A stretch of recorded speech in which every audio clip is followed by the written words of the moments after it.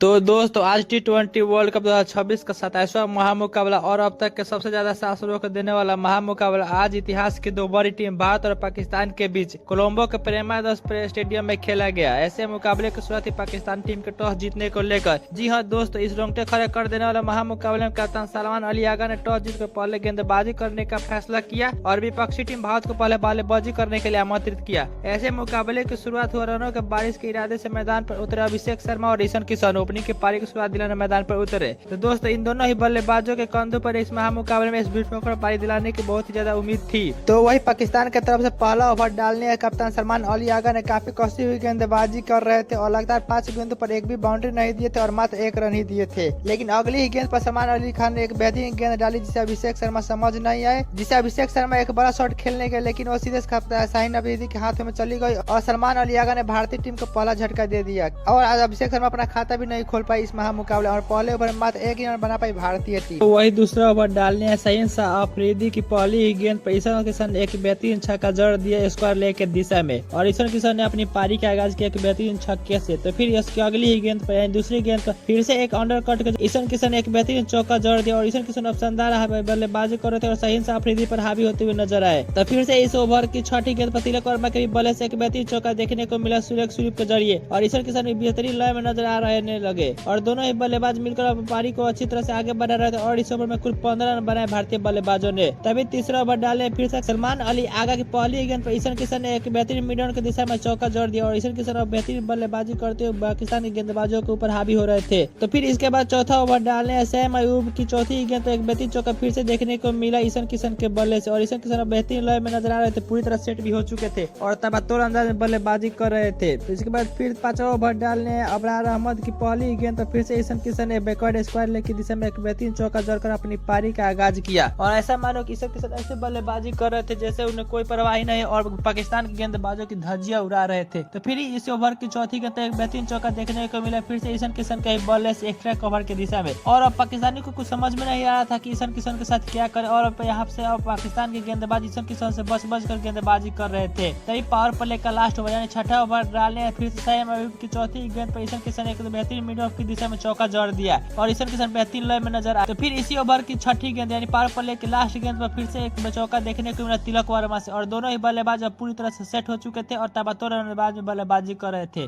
और इसी के साथ दोस्तों पावर प्ले समाप्त होने तक भारतीय टीम का स्कोर 52 रन हो। तो फिर इसके बाद 7वां ओवर डाले अबरार अहमद की पहली ही गेंद पर ईशान किशन ने एक बेहतरीन चौका जड़ दिया मिड ऑन के दिशा में। तो फिर अगली ही गेंद पर एक बेहतरीन चौका जड़कर ईशान किशन ने अपना एक बेहतरीन अर्धशतक पूरा कर लिया इस मुकाबले में और मात्र 27 गेंदों में ही ईशान किशन ने अपना अर्धशतक जड़ दिया है। तो फिर इसी ओवर की तीसरी गेंद पर एक बेहतरीन एक्स्ट्रा कवर में चौका जोड़ दिया ईशान किशन ने और ईशान किशन के बल्ले से 3 हैट्रिक चौका देखने को मिला और ईशान किशन अब बेहतरीन लय में नजर आ रहे थे और तेजी से रन बना ले क्योंकि इनका अर्धशतक और भी पूरा हो गया था। तो इसके बाद फिर से 8वां ओवर डालने सदाब खान की दूसरी गेंद फिर से मिड ऑफ के ऊपर से एक बेहतरीन छक्का देखने को मिला ईशान किशन के बल्ले से और ईशान किशन यहाँ से ऐसी बल्लेबाजी कर रहे थे जैसे मानो अभी पाकिस्तान की गेंदबाजियों की धज्जियां उड़ा देंगे और फिर अगली ही गेंद पर एक बेहतरीन चौका देखने को मिला ईशान किशन के बल्ले से लेग के साइड की दिशा में और इस ओवर से कुल 17 रन बनाए भारतीय बल्लेबाजों ने। तो इसके बाद फिर से 9वां ओवर डाले सैम अयूब की तीसरी गेंद पर एक बेहतरीन चौका देखने को मिला ईशान किशन के बल्ले से, लेकिन चौथी गेंद पर कमबैक करते हुए सैम अयूब ने ईशान किशन को क्लीन बोल्ड कर पवेलियन भेजा और भारतीय टीम को दूसरा झटका दे दिया। ईशान किशन इस मुकाबले में बेहतरीन बल्लेबाजी करते हुए 40 गेंदों में बेहतरीन 77 रन की पारी खेले। इसके बाद नए बल्लेबाज के रूप में कप्तान सूर्य कुमार यादव बल्लेबाजी करने आए और अब यहाँ से सूर्य कुमार यादव और तिलक वर्मा समझ बूझकर बल्लेबाजी कर रहे थे ताकि भारतीय टीम को एक अच्छे टोटल तक पहुंचाया जा सके और इसी के साथ दोस्तों 10 ओवर के समाप्ति पर भारतीय टीम का स्कोर 92 रन हो गया 2 विकेट के नुकसान पर। तो इसके बाद 11वां ओवर डालने उस्मान कादिर की पहली गेंद पर ईशान किशन एक बेहतरीन चौका जड़ दिया मिड ऑन के दिशा में और सूर्य कुमार यादव ने भी आगाज किया अपनी पारी को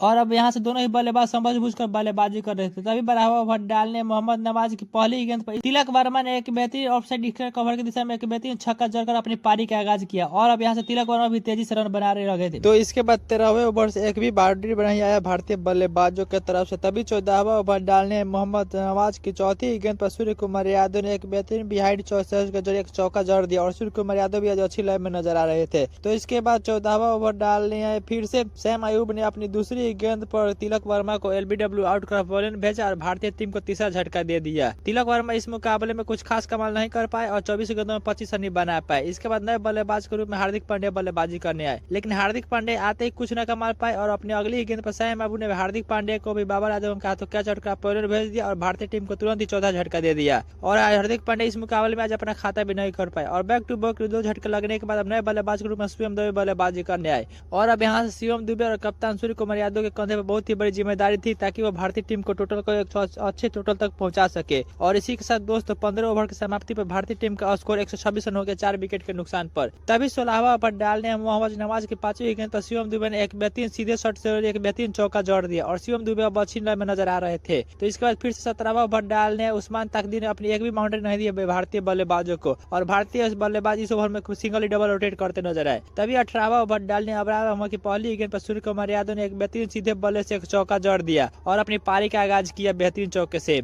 और सूर्य कुमार यादव और शिवम दुबे भी अच्छी लय में नजर आ रहे थे। तो फिर इसी ओवर की 5वीं गेंद पर शिवम दुबे ने भी एक बेहतरीन मिड विकेट के ऊपर से बेहतरीन छक्का जोड़ दिया लंबा। शिवम दुबे भी अब पाकिस्तानी गेंदबाजों के ऊपर हावी होते हुए नजर। तो फिर इसके बाद 19वां ओवर डालने आए उस्मान तकदीर की तीसरी गेंद पर एक बेहतरीन चौका देखने को मिला शिवम दुबे से ही बल्ले से। लेकिन इसी ओवर की 5वीं गेंद पर सूर्य कुमार यादव एक बड़ा शॉट लगाने में कैच आउट हो गए बाउंड्री पर और भारतीय टीम को 5वां झटका लग गया। सूर्य कुमार यादव इस मुकाबले में बेहतरीन बल्लेबाजी करते हुए 29 गेंद में 32 रन बना पाए। इसके बाद नए बल्लेबाज के रूप में रिंकू सिंह बल्लेबाजी करने आए। तभी पहले पारी का लास्ट ओवर यानी 20वां ओवर डालने शाहीन शाह अफरीदी की पहली गेंद पर शिवम दुबे बेहतरीन चौका जोड़ दिया सीधे बल्ले से और अपनी पारी का आगाज किया और लास्ट ओवर में एक बेहतरीन फिनिश देने के कगार पर आ गए।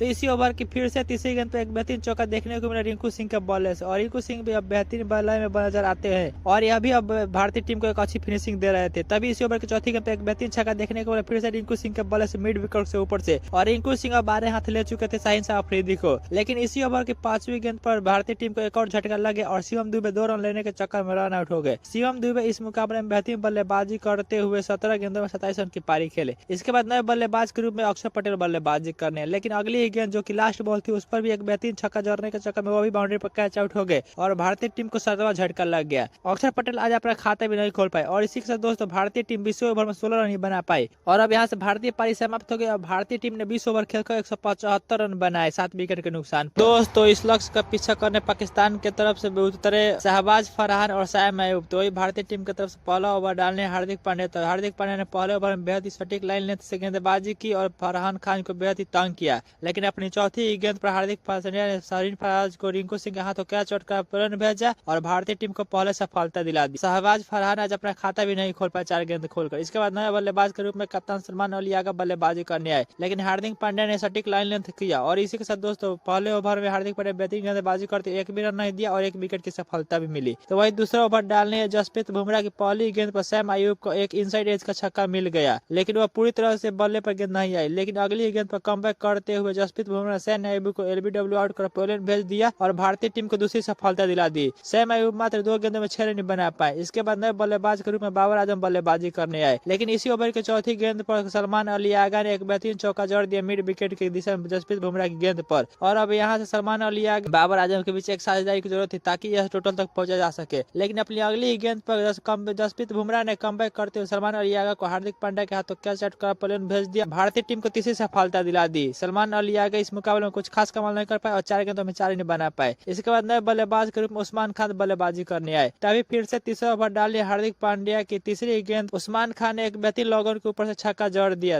इसके बाद फिर से चौथा ओवर डालने जसप्रीत बुमराह ने अपने ओवर में एक भी बाउंड्री नहीं दिया। तभी 5वां ओवर डालने अक्षर पटेल की दूसरी और तीसरी गेंद पर बैक टू बैक 2 बेहतरीन चौका देखने को मिला उस्मान खान के बल्ले से और एक उस्मान खान एक ऐसे बल्लेबाज थे जो भारतीय गेंदबाजों के सामने टिककर बल्लेबाजी कर रहे थे अच्छी तरह से। तभी 5वीं गेंद पर कमबैक करते हुए अक्षर पटेल ने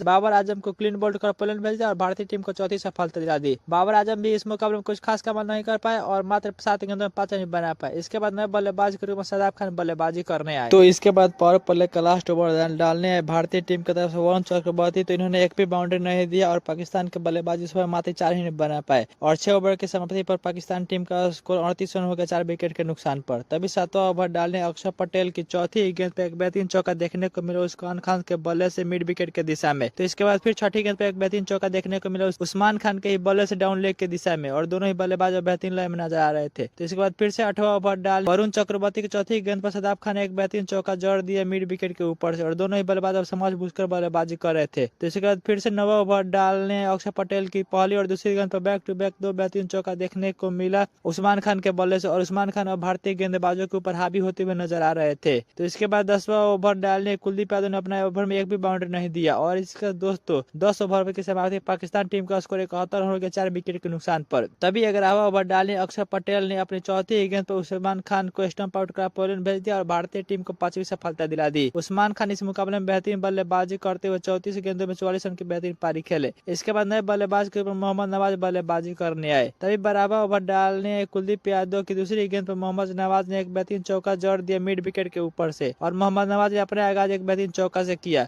लेकिन चौथी गेंद पर कमबैक करते हुए कुलदीप यादव ने मोहम्मद नवाज को शिवम दुबे के हाथों कैच आउट कर पोलिंग भेज दिया और भारतीय टीम को 6ठी सफलता दिला दी। मोहम्मद नवाज इस मुकाबले में कुछ खास कमाल नहीं कर पाए और 5 गेंदों में मात्र 4 रन बना पाए। इसके बाद नए बल्लेबाज के रूप में फरीम असरी बल्लेबाजी करने आए। तभी 13वां ओवर डालने तिलक वर्मा जो कि टी20 वर्ल्ड कप में पहली बार गेंदबाजी कर रहे हैं, उन्होंने अपनी पहली गेंद पर शादाब खान को शिवम दुबे के हाथों कैच आउट कर पोलिंग भेज दिया और भारतीय टीम को 7वीं सफलता दिला दी। शादाब खान इस मुकाबले में कुछ खास कमाल नहीं कर पाए और 15 गेंदों में 14 रन बना पाए। इसके बाद नए बल्लेबाज के रूप में शाहीन शाह अफरीदी बल्लेबाजी करने आए। तो इसी ओवर के चौथी गेंद पर एक बेहतरीन चौका देखने को मिला फरीम अशरफ के बल्ले से, और फरीम अशरफ और शाहीन शाह अफरीदी के बीच एक साझेदारी की जरूरत थी ताकि भारतीय टीम के इस टोटल को हासिल कर जाए, लेकिन दोनों ही बल्लेबाज यहाँ समझबूझ कर बल्लेबाजी कर रहे थे। तो 14वें ओवर में फिर से एक बेहतरीन एक भी बाउंड्री नहीं देखने को मिले पाकिस्तान के बल्लेबाजों से, और भारतीय गेंदबाज अब काफी कसी हुई गेंदबाजी कर रहे थे और लगातार विकेट ले रहे थे, और अब पूरी तरह से भारतीय टीम पाकिस्तान टीम के ऊपर हावी हो चुकी थी। और अब यहाँ से पाकिस्तान को टीम को जीतने के लिए 36 गेंदों में 87 रन की जरूरत थी, जो कि नामुमकिन दिखाई दे रहा था क्योंकि पाकिस्तान टीम के पास मात्र 3 ही विकेट बचे हुए थे। इसी के साथ दोस्तों भारतीय टीम ने इस महामुकाबले को 61 रनों से अपने नाम कर लिया। अगर आप भी भारतीय टीम के इस जीत से खुश है तो हमारे इस वीडियो को दिल से एक लाइक कर दीजिएगा और चैनल को सब्सक्राइब कर बेल आइकन जरूर दबा लीजिएगा।